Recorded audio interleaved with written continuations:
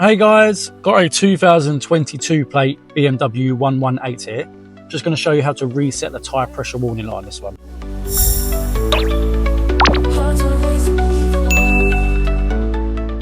So on this one, we're going to go to the screen in the centre of the dash. We're going to use these controls down here in the centre console.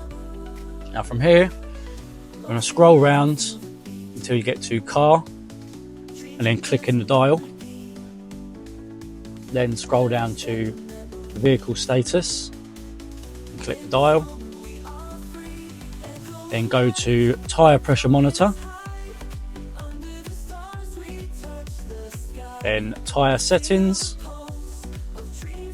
Now first make sure all your tyres are pumped up to the correct pressures, and then you'll scroll down to perform resets, then click in the dial, and then on the screen in front of the steering wheel it will say resetting tyre pressures monitor.